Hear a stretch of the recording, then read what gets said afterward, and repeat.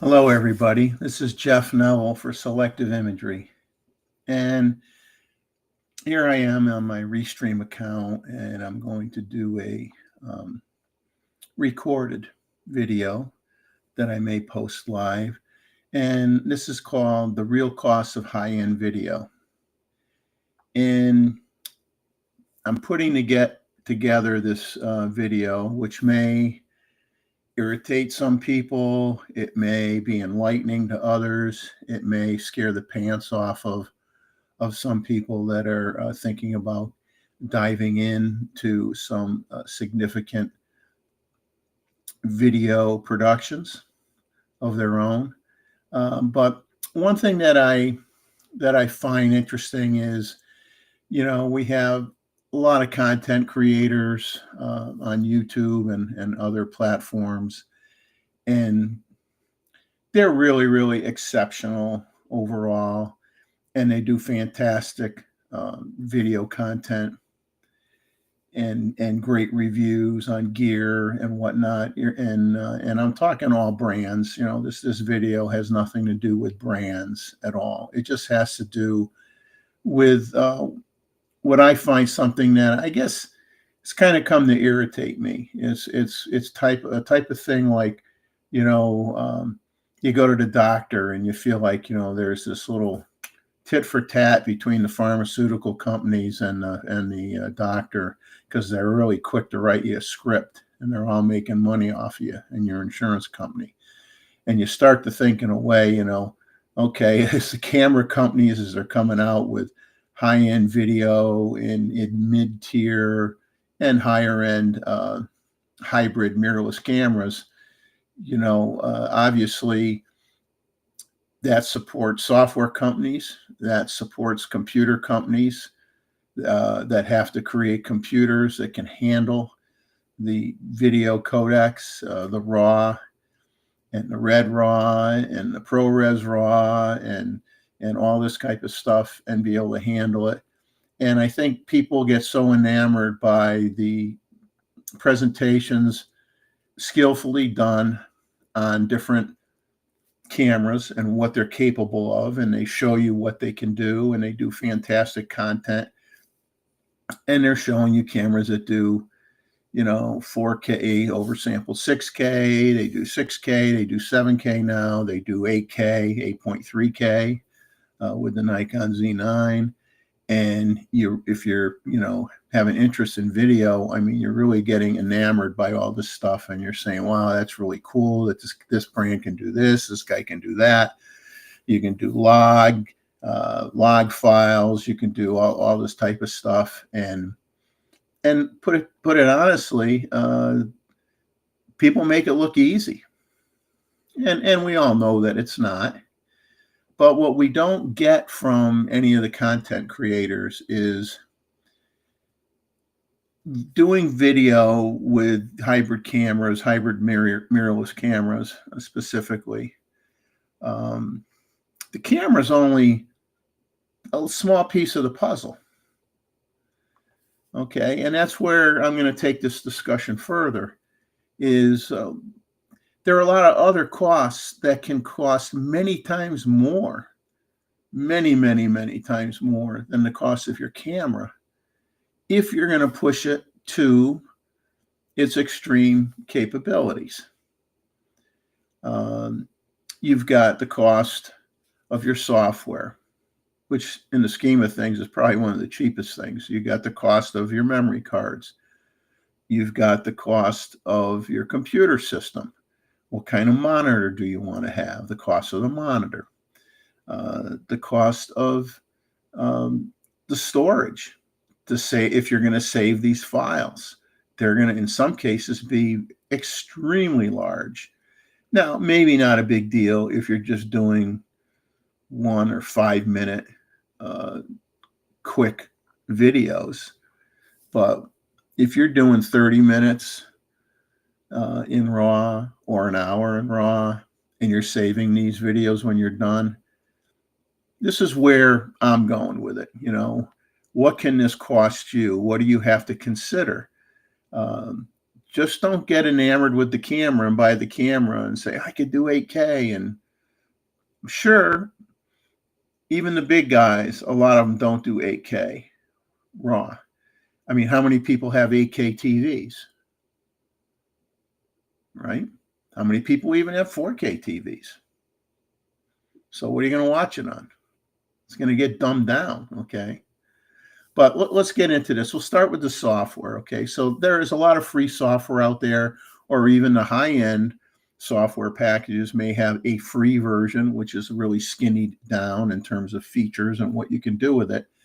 And but when you start to get into, okay, I want to do 6K, 7K, 8K, I want to do 12-bit RAW, and well, the free version isn't going to cut the mustard, as they say. Now, two of the very popular software packages for video editing is, if you got a Mac, you may have Final Cut Pro, which is specific to the Mac, or you can get DaVinci Resolve Studio, which can work on the Mac. It's Windows, works on Windows computers as well as Linux, and both of them cost $290 each as a one-time fee.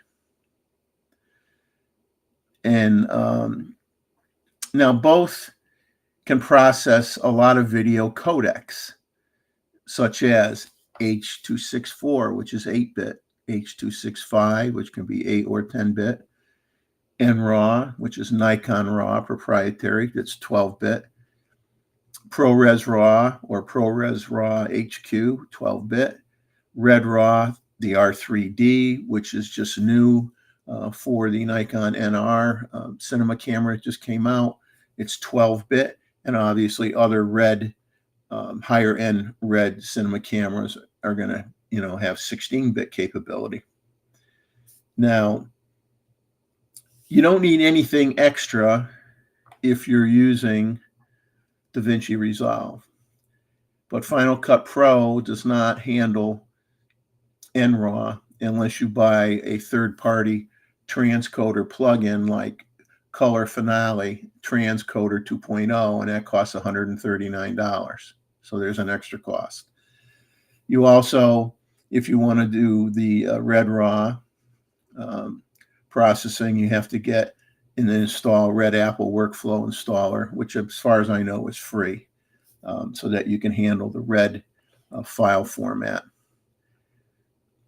So now you get into what level of computing power do you need for high-end video work? And this is going to vary really on a couple things: the resolution of the video and the bit rate. The higher the resolution or the bit rate, the more data you're processing, especially with the bit rate. A huge difference in terms of information from an 8-bit file to a 12-bit file, and even more with a 16-bit file, because you have more color variations and graduations that are captured in this video footage. And the more data you have, okay, the harder it is to process, and the larger the files are going to be for storing. Your storage requirements will be extremely high, and it's probably going to require you to get a high-end RAID system or a NAS, which is network attached storage, depending on your personal or business needs. And just to give you an idea of what the file sizes could be, we'll look at ProRes RAW 12-bit. If you're shooting 6K 24, that could be 1.5 to 2.5 gigabytes per minute of video recording time, up to 150 gigabytes an hour. 6K 60 is going to be 300 to 600 megabytes per minute, or 36 gigabytes an hour max.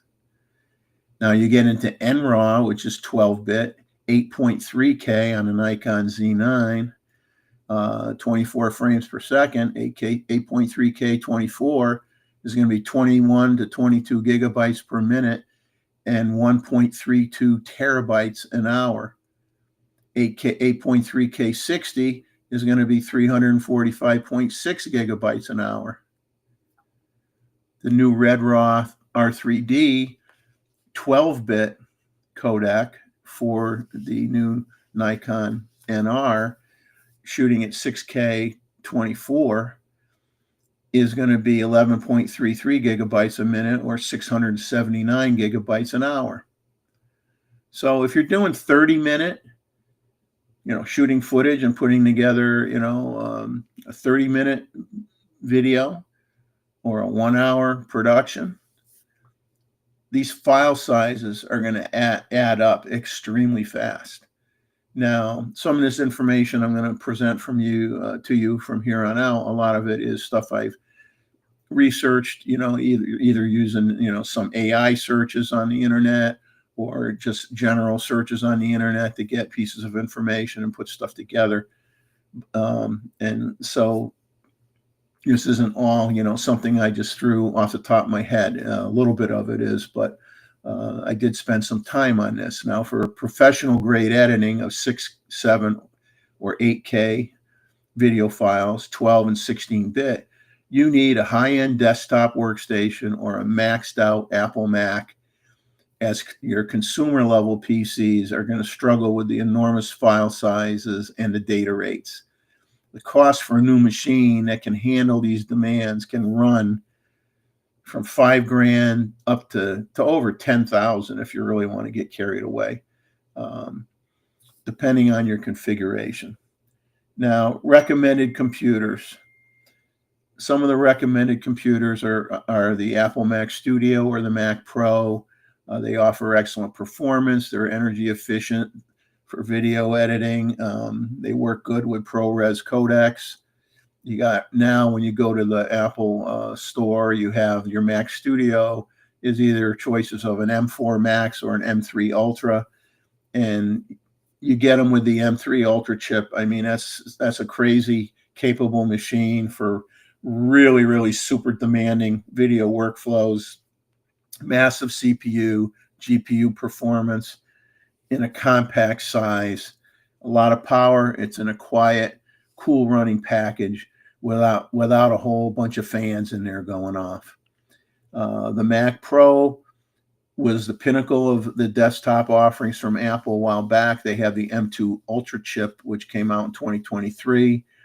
It offers a lot of power and modularity for professionals who want even more performance and extra slots on the motherboard to maybe add cards for other types of applications that they may need, and gives them a little bit more room for memory.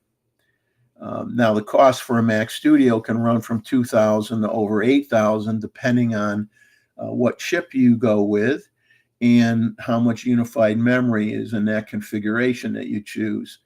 And then you also have to think separately. If you get the 27-inch 5K monitor, that's another $1,600. Now, a Mac Pro starts at $69.99, and it can be customized with even more memory and storage. So I asked Google if my M1 Mac Studio that I have now, that I bought in, 2022, not too long ago, which is already obsolete hardware-wise. It has 32 gigabyte of RAM, and I use Final Cut Pro. And I asked, can it handle 6 and 8K 12-bit raw video files? And so this is what Google told me. For 6K 12-bit raw, my particular computer can handle this workload well. An M1 Max with 32 gigabyte of RAM can play back 6K red raw footage smoothly in Final Cut Pro, even with color grades and effects applied. You should not need to use proxy files for a good editing experience. Now we get into 8K 12-bit, then that's kind of a different story. It's going to be, it could do basic playback and editing, but if you do get into doing a lot of complex effects or transitions and grading, it'll be usable. It won't necessarily be smooth at high resolution, be kind of like skippy and stuttering. So I would say my computer is not suitable for 8K, and 7K would probably even be a stretch. Now, you can go with high-end custom built or by a pre-built PC. Windows workstations have an awful lot of flexibility because obviously you could build your own and put in whatever cards that you want. So you'd have to have a CPU like an Intel Core i9 14th or 15th generation or AMD Ryzen 9 Threadripper processor. You need that for the multitasking and rendering of 8K videos. You're going to need a CPU that has at least 16 plus cores, recommended for high-end professional use. GPU needs to be a good NVIDIA GeForce RTX 5080/4090 or the NVIDIA RTX A6000 ADA is recommended. They offer a lot of video RAM for working with complex timelines, effects, and color grading in 8K. The RAM, 64 gigabyte DDR5 is the minimum, but 128 gigabyte or more is often recommended for the most complex timelines for high bit depth footage, which 12 bit's going to be that, and advanced effects. Now, storage, another issue that we will talk about even more. Storage requires extremely fast storage to avoid bottlenecks. An NVMe SSD, PCIe 4.0 or 5.0 is mandatory for your operating system. Project files and cache for storing large volumes of footage. A fast RAID array is recommended, and we'll talk about that later. The cost of building a PC with these specs could run you anywhere from $4 grand to over 10 grand. Now, you can get pre-built workstation options such as the HP Omen 45L or Fox PC's video editing workstations with comparable power with prices that normally start at around $5,000. You can get performance laptops. Desktops are better, in my opinion. High-end laptops, however, can handle serious 8K videos such as the Apple MacBook Pro with the M4 Max chip. And you can get it with 128 gigabytes of unified memory. It's a real powerhouse for video editing. It has great thermal design and great battery life. And it's a top choice for people that have to do editing on the road, on the go. Okay, where they can't just, carry a workstation around with them. You have on the PC side an MSI Titan 18X HXAI. It's a Windows laptop with a high-end Intel Core Ultra 9 processor and an NVIDIA GeForce RTX 5080 GPU. It has the muscle needed for demanding video tasks.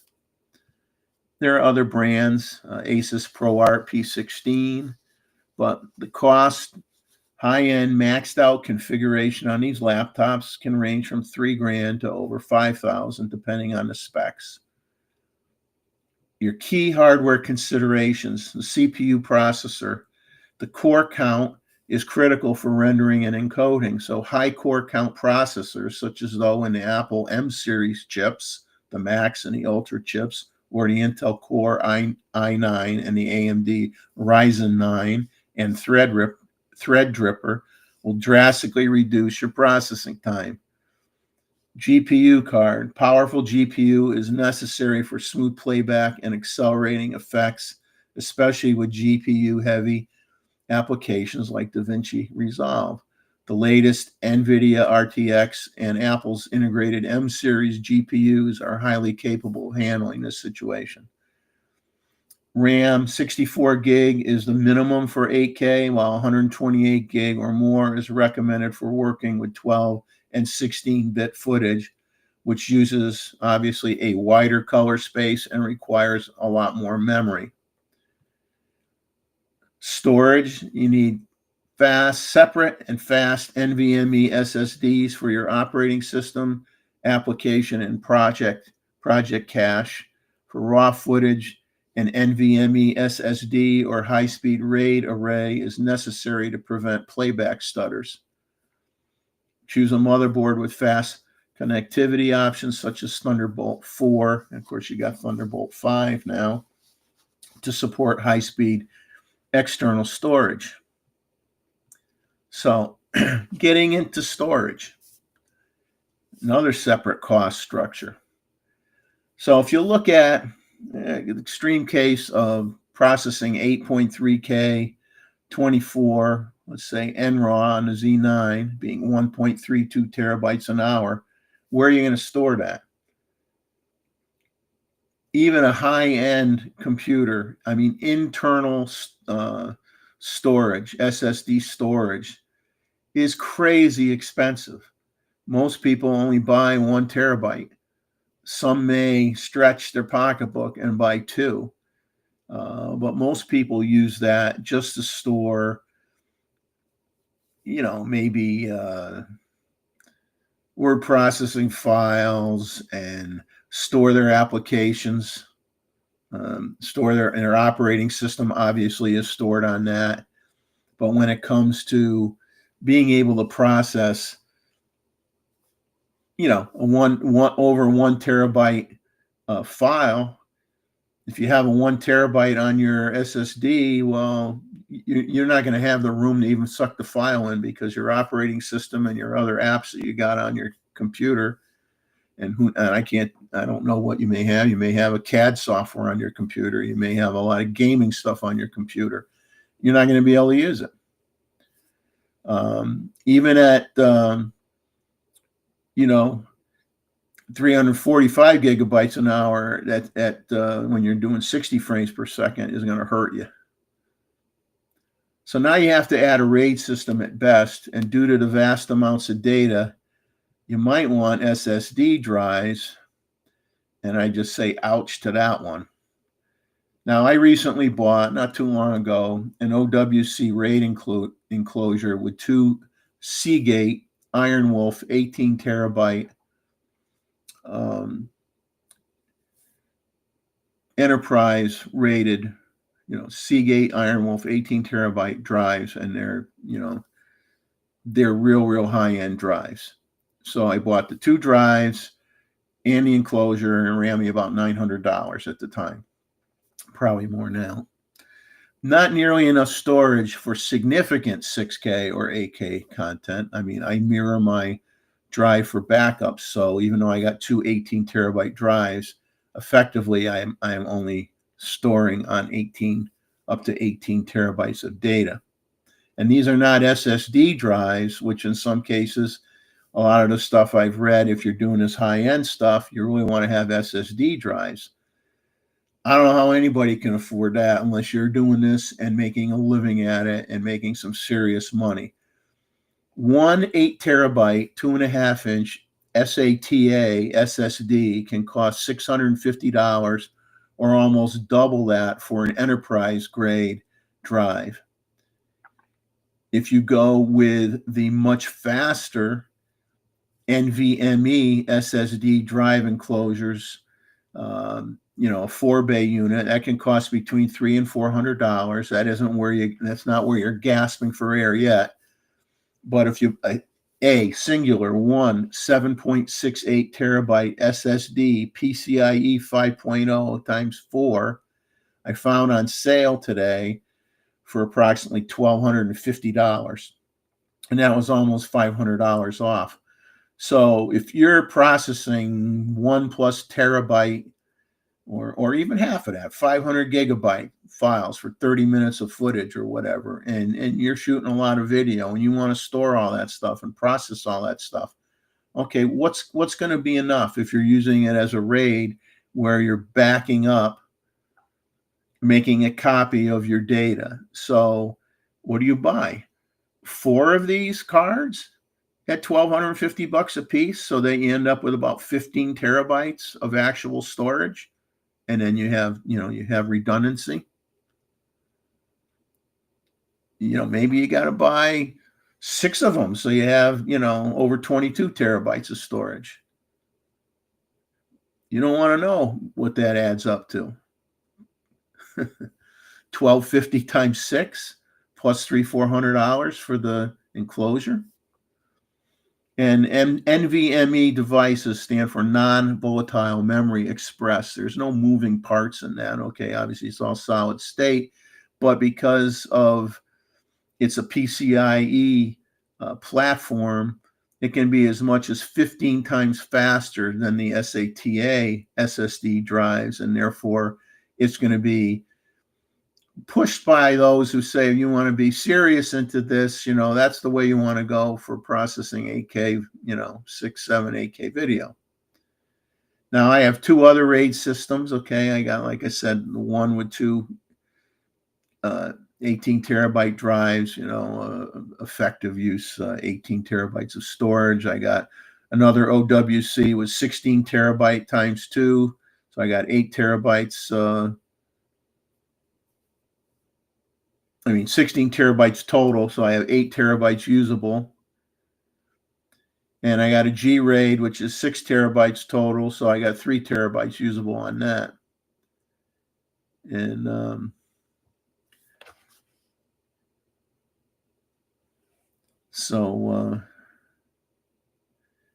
it adds up. It adds up. And I'm not shooting at that high-end stuff. And another cost you're going to have is your CFEB cards.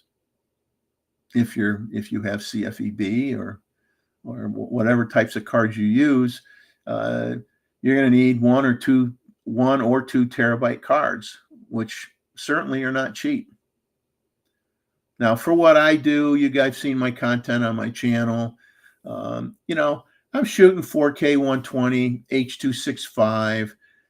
It gets exported out of Final Cut Pro as a 1080 HD MPEG-4 H.264 8-bit file that I send to YouTube, and that works for me. And because I'm only doing small video clips, I'm talking, might be 30-second clip, maybe a 5-minute clip or 10-minute clip at the most. And I kind of put a lot of still images in there when I do some of my content. That might, in the end, only run me like 35 megabytes for the file when all is said and done. So I can obviously get away easily with the computer that I have, the M1 Mac Studio with 32 gig of RAM, because I don't shoot 6, 7, or 8K, and I don't shoot 30 minutes or more of straight video shooting or processing a bunch of larger files that end up being 30 minutes or an hour long when all is said and done. If I did that, I would have to get a new computer. And I did kind of price out keeping my monitor. I'd probably be looking at an Apple computer that would probably run me at least $3,500 or $3,600. And if I didn't own the monitor, you'd be throwing another $1,600 on that. So you'd be at $5,000 or $5,100 plus tax to have something that could handle this 12-bit raw, 8K, 8.3K video. And I don't think there's a lot of people out there that really shoot and share an 8K. How many 8K TVs are there out there? I don't know if there are any. If there are, there's very few. And there's not even a lot of people, I don't think, in the majority that have, 4K TVs. A lot of people have HD TVs, 1080p. So if you're doing 8K content, no one's really going to be able to watch it and appreciate the 8K. Now, if you're shooting, like 4K oversampled 6K or 4K or 5 point something K oversampled 7K, or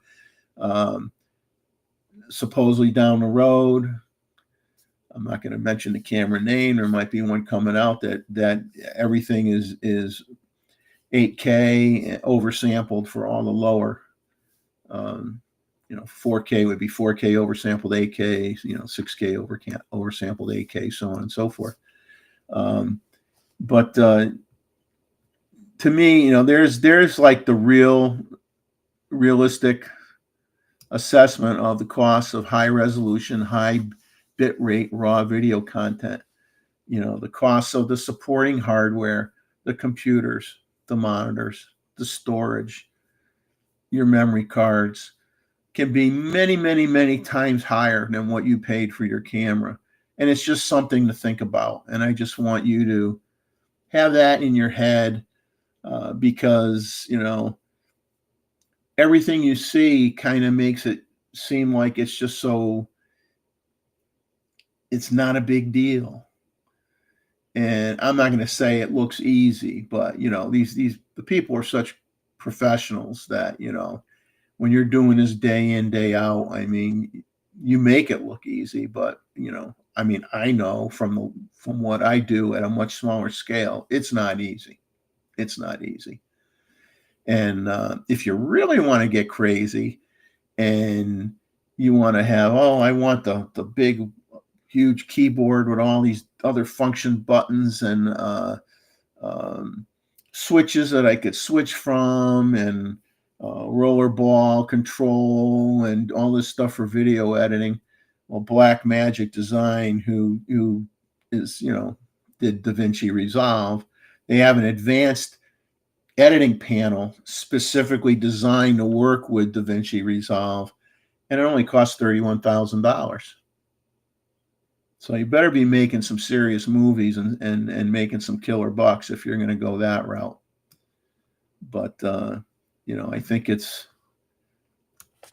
excuse me, I think it's important that you kind of get a better idea of how expensive things are if you're going to go that route. Because just because a camera can do 8K or 6K or 7K doesn't mean that your computer that you own right now can do it or support it. And so you might say, well, it's like, do I want a camera that has all that capability if I can't process the video? I don't know. Something you got to think about. And for some people, they don't care if the camera does 6K, 7K, or 8K because they're not video creators at all. They buy the camera for what it can do for still images. Okay, they may not have any desire to shoot video at all. So this presentation obviously is focusing on somebody who really wants to take advantage of the video functions, but I do respect and understand that there are a lot of people that don't want a bloody thing to do with video whatsoever. And, and whether you're shooting, with a Z8 or a Z9 or a Canon R3 or an R1 or a Sony A1 or A9, it doesn't matter the camera that you're using. And hopefully I didn't scare anybody too much. I mean, if I really, really scared you, you might end up going back to a camera like this. Gee, film, no video. You're saying, no, I'm not going back to that. But hopefully I didn't scare you that much. And I'm just going to bring up a little image of my thumbnail here that'll be associated with this video.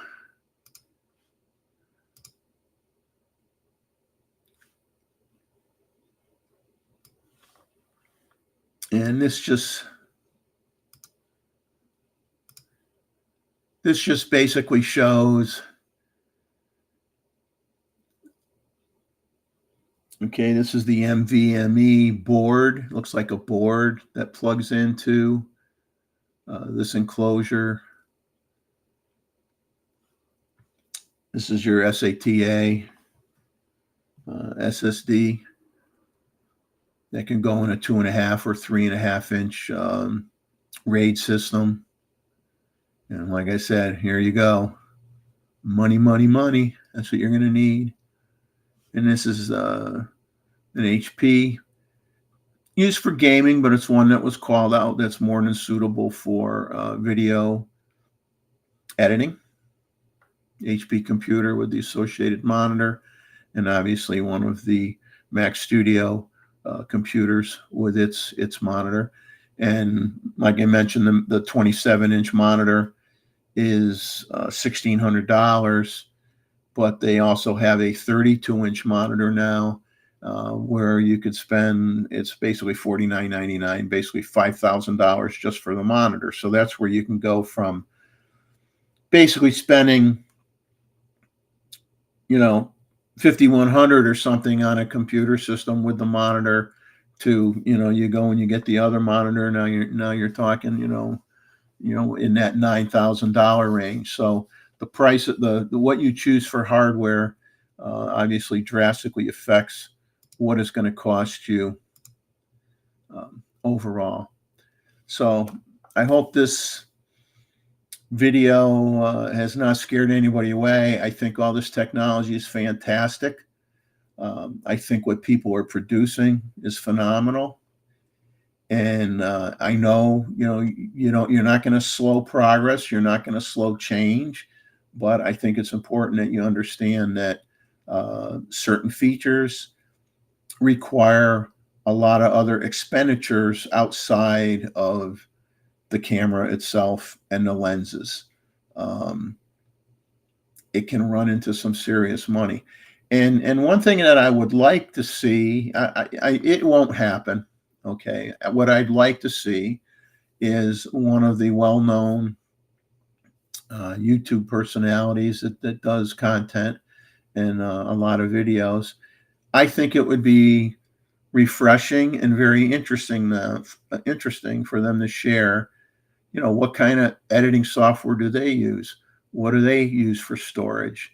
Um, do they have people that work for them that do editing? And don't need to know what you're paying the guys to do the editing, but it would be nice to say, okay, this 30-minute episode that I did, or this 20-minute episode I did, took me X number of hours to shoot.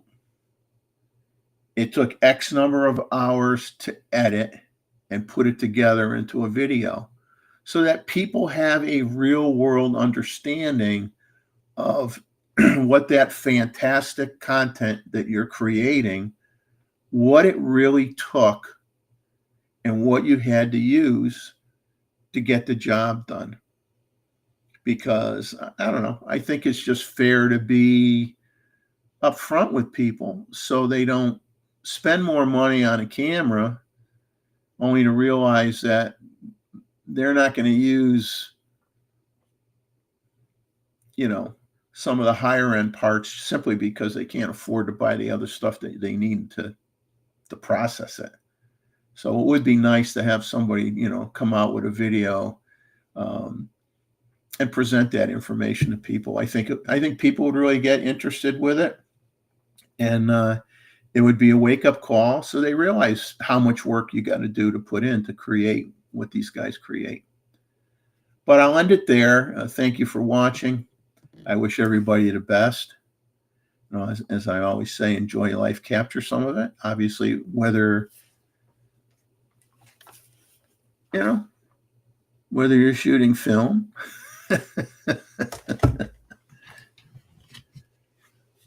whether you're shooting digital, whether you're shooting video, no matter what you're doing, go out and have a good time. And we'll see you again next time. God bless.